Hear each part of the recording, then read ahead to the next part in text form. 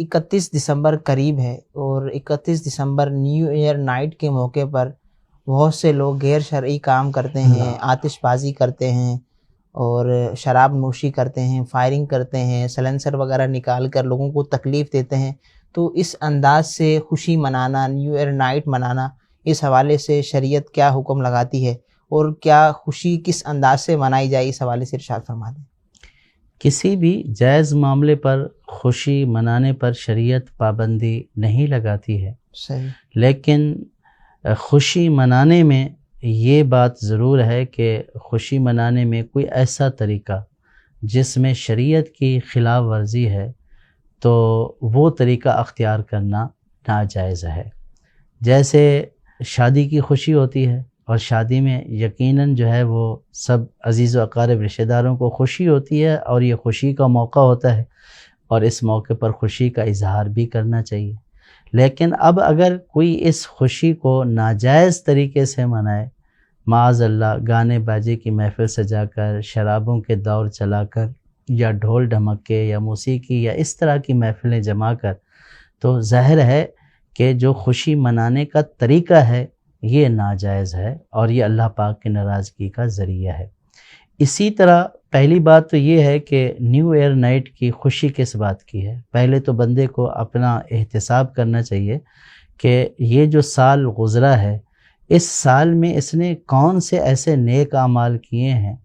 جو اتنے مقبول ہو گئے، اس کو پتہ بھی چل گیا کہ اب اس کو خوشی منا رہا ہے کہ چلو یہ میرا سال بہت اچھے طریقے سے گزرا ہے، اللہ پاک کی عبادت میں گزرا ہے، اللہ پاک کی رضا میں گزرا ہے۔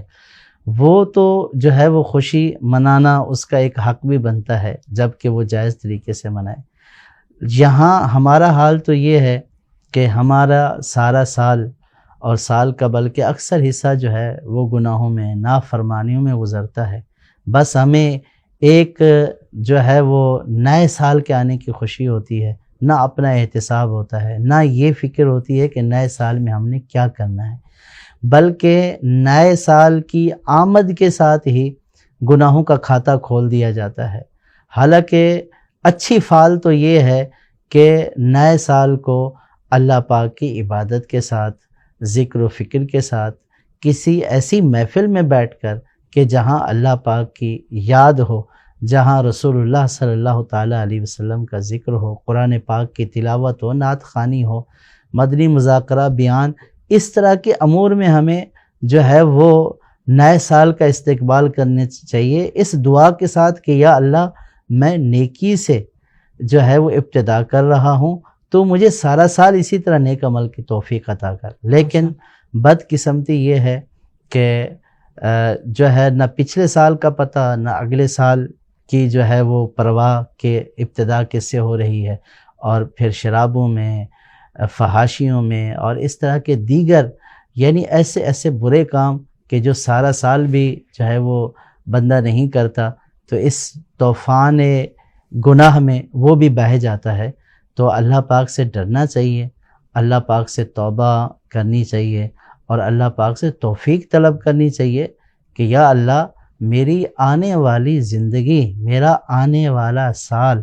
اچھے طریقے سے گزرے، نیکیوں میں، عبادتوں میں گزرے، میں نافرمانیوں سے رک جاؤں۔ تو اللہ پاک کی بارگاہ میں توبہ کرنی چاہیے، نہ یہ کہ اللہ پاک کے غضب کو ابھارنا چاہیے اور ایسے کام کرنا چاہیے کہ جن کو اللہ پاک نے ناپسند فرمایا ہے، اللہ کے حبیب صلی اللہ تعالیٰ علیہ وسلم نے ناپسند فرمایا ہے اور عام مسلمان بھی اس کو ناپسند کرتے ہیں۔ تو ایسے برے افعال کے ساتھ، ایسے برے کاموں کے ساتھ سال کی ابتدا اور اس پر خوشی، یہ یعنی بہت بڑی جرات ہے، بہت بڑی بہادری ہے کہ ایک تو گناہ کر رہا ہے، دوسرا اس کے اوپر خوش ہو رہا ہے۔ ایسے بندے کو ڈرنا چاہیے کہ کہیں اس کا ایمان ہی سلب نہ ہو جائے مرتے وقت۔ علماء نے فرمایا ہے کہ جس کو اپنے ایمان پر خاتمے کی فکر نہ ہو تو اس کے ایمان پر خاتمہ نہ ہونے کا خوف ہے۔ تو جو گناہ پر خوش ہو رہا ہو، جو نافرمانیوں پر خوش ہو رہا ہو، تو اس سے بڑھ کر برائی کیا ہو سکتی ہے۔ اللہ پاک تمام